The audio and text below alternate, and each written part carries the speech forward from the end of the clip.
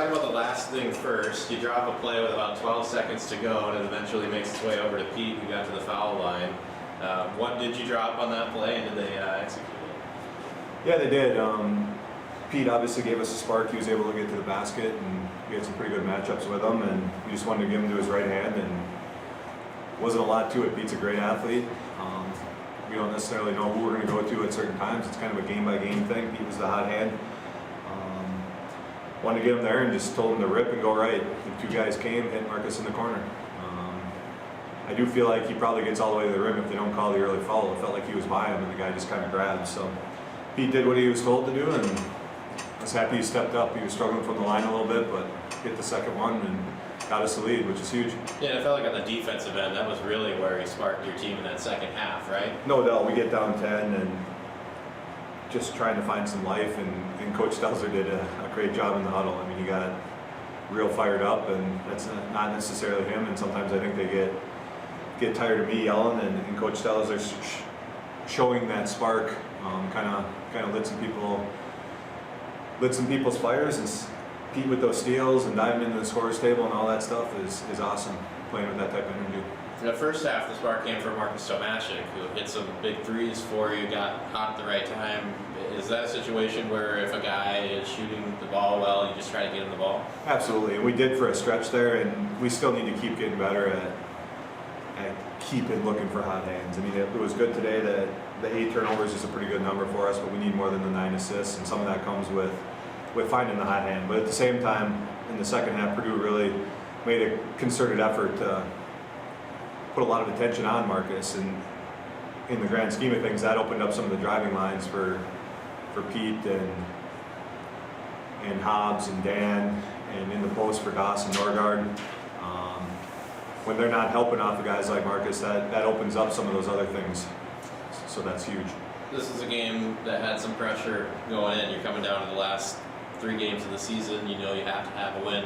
Does it give you confidence to know that your guys, even when they do make mistakes, they have the ability within themselves to find a way to win a game like this? Absolutely, and this is just huge for the growth. I mean, we've talked about that all year, and we're treating it like a playoff game right now, because pretty much these are at this point.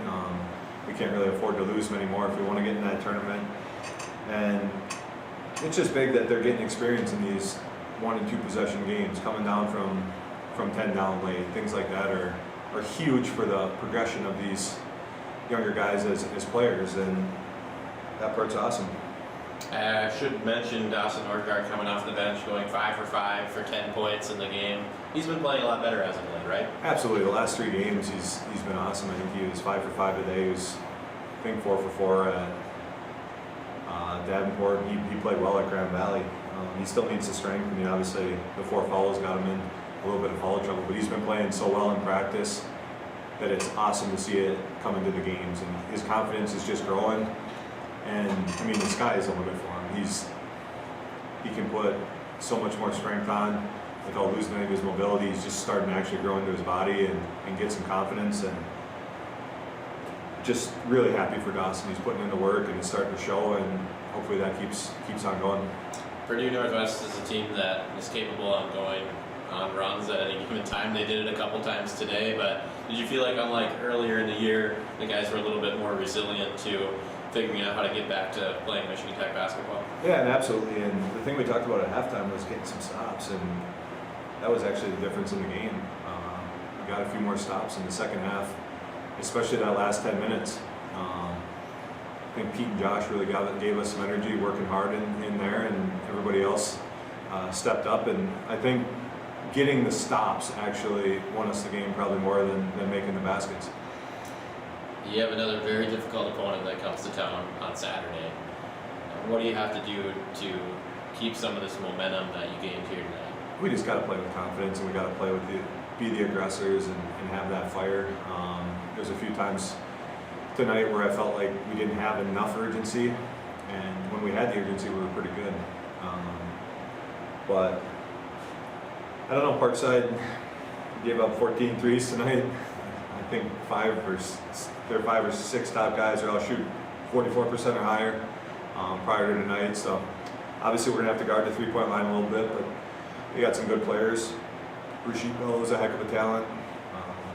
O'Rourke and Simpson and everybody else they're good. They're at the top of the standings for a reason, and it's going to take a heck of an effort. But this time of year, you want to play the best teams, and we'll see where we're at. It'll be a great measuring stick. Yeah, here tonight, it seemed like when we were down a little bit, obviously the energy was a little bit down in the building as well, but then as soon as you guys started to make a comeback, made some plays, the crowd was right back into it. And is that something that the guys feel?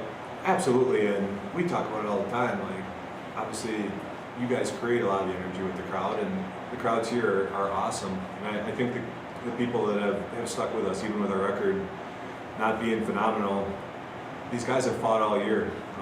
They're getting better. They're trying to play the right way, and they're playing pretty hard. And I think you see that there's a really bright future. And obviously, we hope that future is already Saturday and the following week. But these guys haven't given up. There's a lot of teams that, with some of the struggles we've had this year, we're kind of packing in, and these guys are still fighting and still getting better, and excited to see where they stand on Saturday.